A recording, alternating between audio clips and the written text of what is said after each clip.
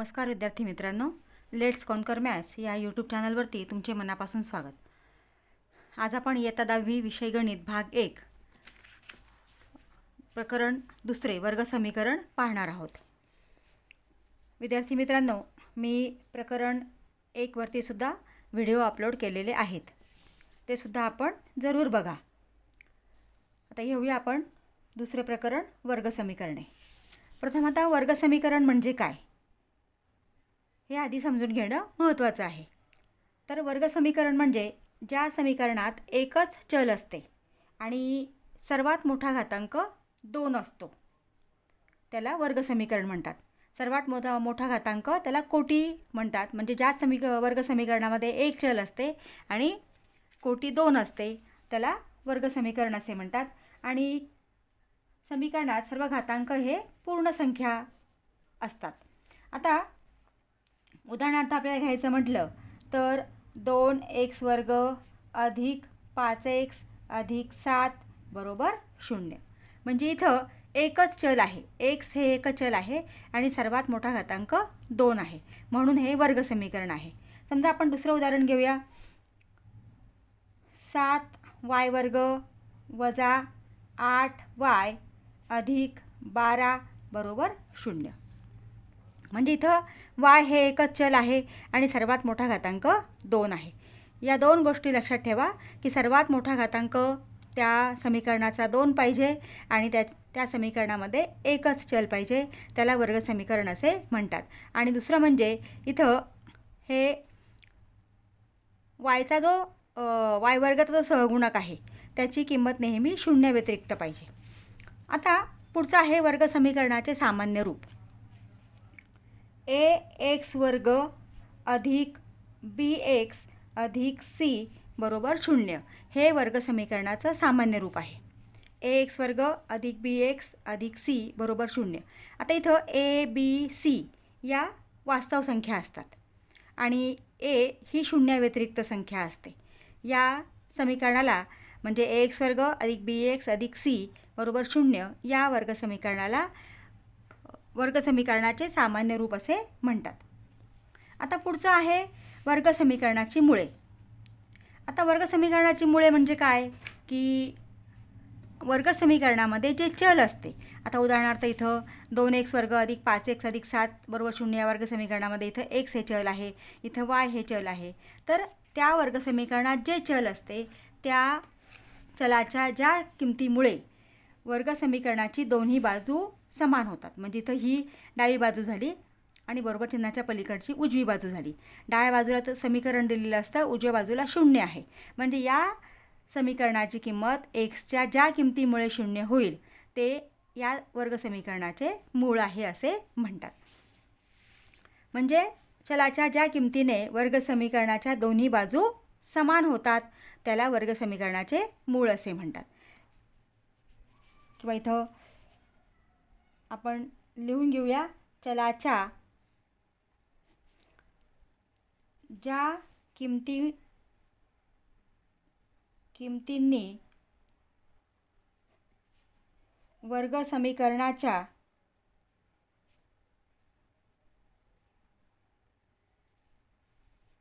दोन्ही बाजू समान होतात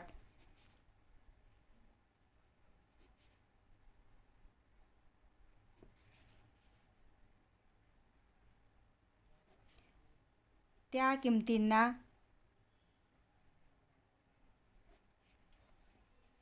वर्ग समीकरणाच्या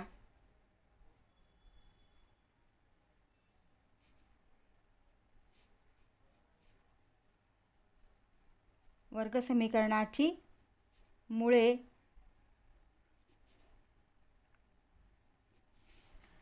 किंवा उकली म्हणतात.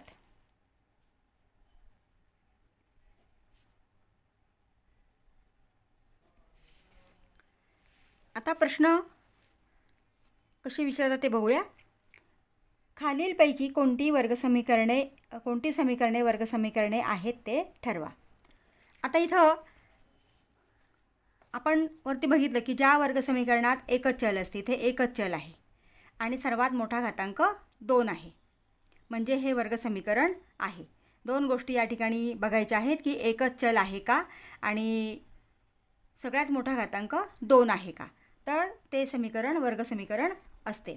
म्हणजे आता या ठिकाणी उत्तर लिहिताना आपल्याला 1 मार्काला तुम्हाला हा असा प्रश्न विचारला जातो, 3x वर्ग वजा 5x अधिक 3 बरोबर 0 या समीकरणात एकच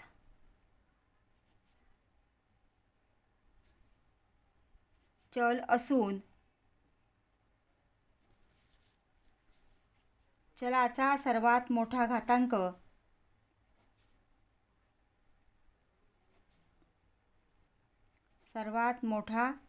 घातांक 2 आहे.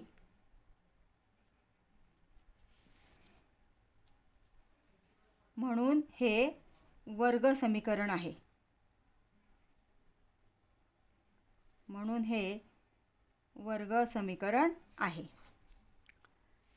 पुढचं उदाहरण घेऊया. दुसरं उदाहरण आहे 9y वर्ग अधिक 5 बरोबर 0. आता इथं एकच चल आहे आणि सर्वात मोठा घातांक 2 आहे, म्हणजे हे वर्ग समीकरण आहे. म्हणून 9y वर्ग अधिक 5 या समीकरणात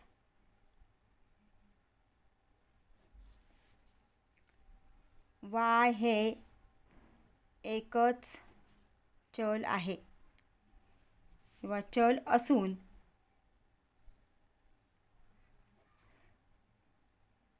सर्वात मोठा घातांक 2 आहे.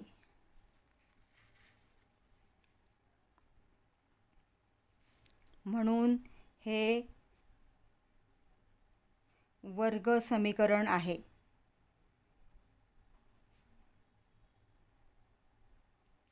पुढचे उदाहरण घेऊया. m घन वजा 5m वर्ग अधिक 4 बरोबर 0. आता या समीकरणात आपल्याला कृती दिलेली आहे. m घन वजा 5m वर्ग अधिक 4 बरोबर 0 या समीकरणात एकच चल आहे, परंतु चलाचा सर्वात मोठा घातांक इथं बॉक्स दिलेला आहे नाही. चलाचा सर्वात मोठा घातांक आपल्याला काय पाहिजे? 2 पाहिजे. वर्ग समीकरणासाठी आपल्याला सर्वात मोठा घातांक 2 पाहिजे, परंतु इथे किती दिलेला आहे? 3 दिलेला आहे. म्हणजे सर्वात मोठा घातांक 2 नाही तर तो 3 आहे. म्हणून हे वर्ग समीकरण नाही. अशा पद्धतीने बॉक्स भरायला सुद्धा तुम्हाला कृती येऊ शकते. पुढचं उदाहरण घेऊया. इथं तुम्हाला 2 कंस दिलेले आहेत. l अधिक 2 गुणिले l वजा 5. आता पहिल्या कंसाने दुसऱ्या कंसाला गुणायचं आहे. मग आता आपण लिहून घेऊया l गुणिले l वजा 5.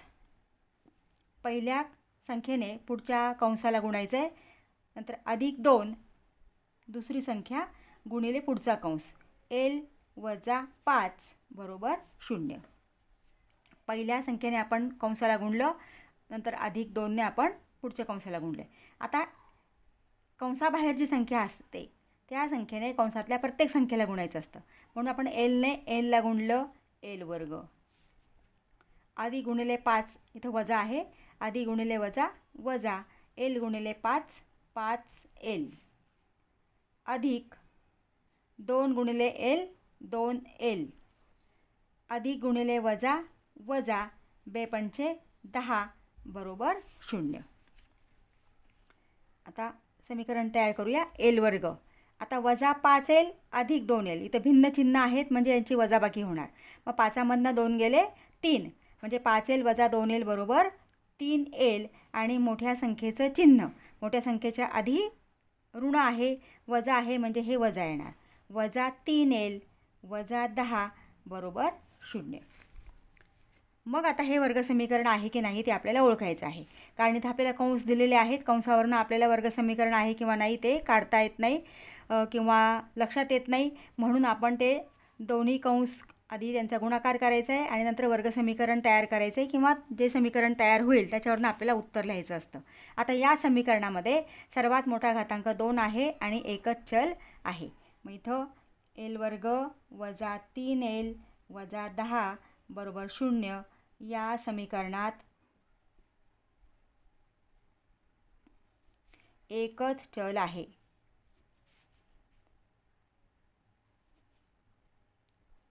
एकच चल असून सर्वात मोठा घातांक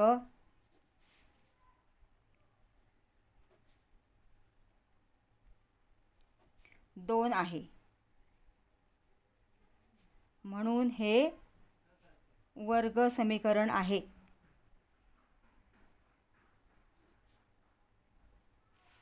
म्हणून हे वर्ग समीकरण आहे. अशा पद्धतीने आपल्याला वर्ग समीकरण आहे किंवा नाही ते ओळखायचं असतं. आता पुढचा प्रश्न घेऊया. दुसरा प्रश्न आहे इथं 2x वर्ग वजा 7x अधिक 6 बरोबर 0 या समीकरणाच्या इथं दोन किमती दिलेल्या आहेत. पहिली किंमत आहे x बरोबर 3/2 आणि x बरोबर वजा 2 या उकली आहेत का ते ठरवा. आता उकली किंवा मूळ म्हणजे या किमती ठेवून चलाच्या जागी या किमती ठेवून जर डावी बाजू आणि उजवी बाजू 0 म्हणजे दोघांची किंमत समान आली म्हणजे याची किंमत 0 आली तर ती किंमत त्या समीकरणाची उकल असते. आता सोडवूया आपण हे उदाहरण. 2x वर्ग वजा 7x अधिक 6 बरोबर 0 या समीकरणात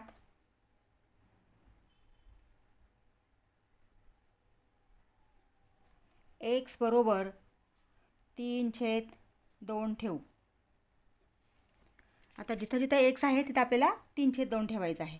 म्हणून 2x वर्ग आहे म्हणून इथं आता 2 कंसात 3/2 कंसाचा वर्ग वजा 7 कंसात 3/2 अधिक 6 बरोबर 0.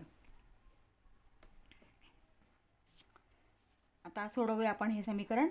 2 गुणिले आता 3/2चा वर्ग आहे म्हणजे अंशाचा आणि छेदाचाही आपल्याला वर्ग करावा लागेल. 3चा वर्ग 9 2चा वर्ग 4 म्हणजे 9/4 आलं. वजा आता इथं अंशाने अंशाला गुणायचं आहे. 7×21/2 अधिक 6 बरोबर 0. आता इथं आपण भाग देऊया. 2 2 4 भाग जातोय. मग 9/2 वजा 21/2 अधिक 6 बरोबर 0. आता हे जर आपण सोडवलं तर याची किंमत 0 येते का ते बघूया आधी आपण.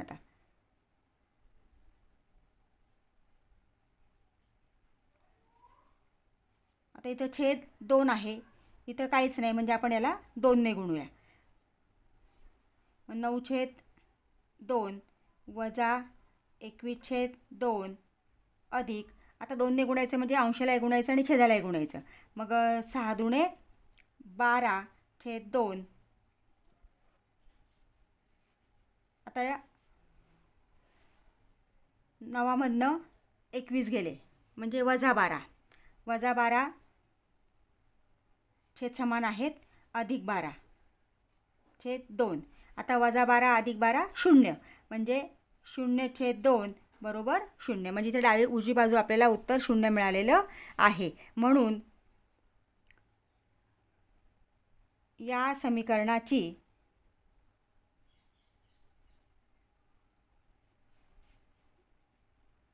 x बरोबर 3/2 ही एक उकल आहे.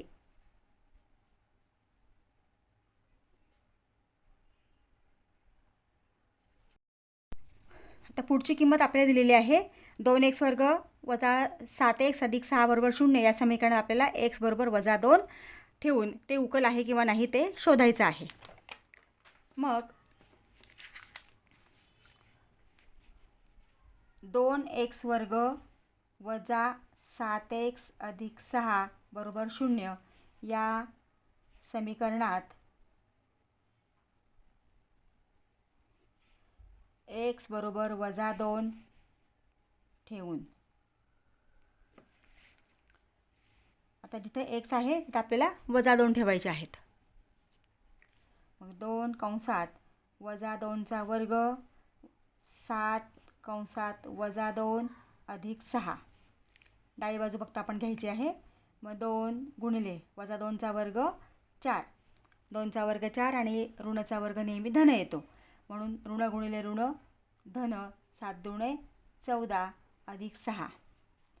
4 दुणे 8 अधिक 14 अधिक 6. 14 आणि 6 20 आणि 8 28. म्हणजे डाव्या बाजूची किंमत आलेली आहे 28 आणि उजवी बाजू आपल्याला दिलेली आहे 0. दोन्ही समान नाहीत. म्हणजे डावी बाजू आणि उजवी बाजू समान आलेली नाही किंवा डाव्या बाजूची किंमत 0 आलेली नाही. म्हणून x बरोबर -2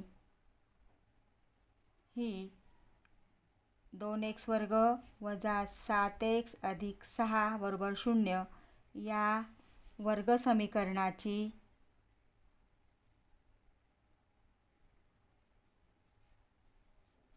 उकल नाही.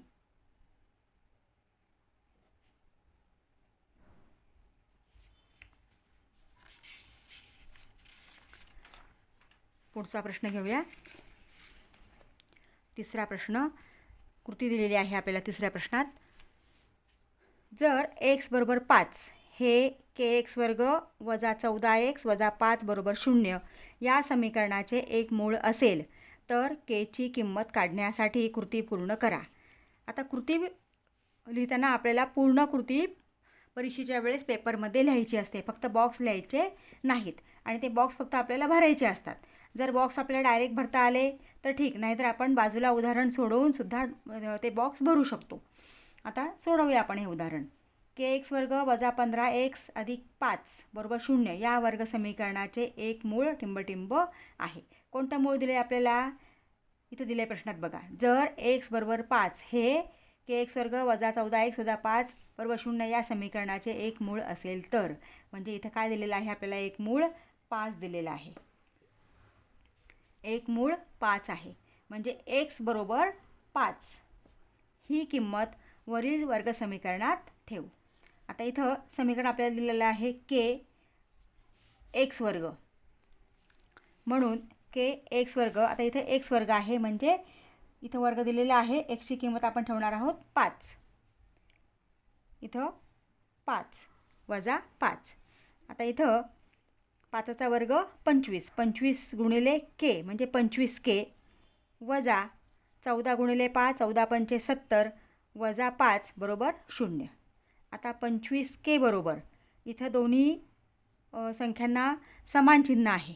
समान चिन्ह असेल तर आपण बेरीज करतो, चिन्ह मात्र तेच दिलेलं आहे, तेच द्यायचं असतं. इथं ऋणचिन्ह दिलेलं आहे. मग 70 आणि 5 75. आता 25k बरोबर इथं बॉक्स दिलेला आहे, म्हणजे हा ऋण 75 पलीकडं जाताना, बरोबर चिन्हाच्या पलीकडे जाताना तो धन होणार आहे, म्हणून या ठिकाणी 75. आता आपल्याला k ची किंमत काढायची आहे, म्हणून k ची किंमत काढताना हा 25 गुणिले आहे तो इकडे जाताना भागिले होणार आहे. मग 75 भागिले 25 आणि इथं आपल्याला 25 त्रिक 75 3 उत्तर दिलेलं आहे. अशा पद्धतीने जर कृती दिलेली असेल तर ती कृती आपल्याला पूर्ण करायची असते. विद्यार्थी मित्रांनो, तुम्ही अजूनही चॅनलला सबस्क्राईब केलं नसेल तर प्लीज चॅनलला सबस्क्राईब करा, बेल आयकॉन प्रेस करा, म्हणजे पुढच्या अभ्यासक्रमाचे जे व्हिडिओ मी टाकणार आहे ते व्हिडिओ तुमच्यापर्यंत त्याचं नोटिफिकेशन तुम्हाला लगेच मिळेल. व्हिडिओ आवडला असेल तर व्हिडिओला लाईक करा आणि आपल्या मित्रांना व्हिडिओ शेअर करा.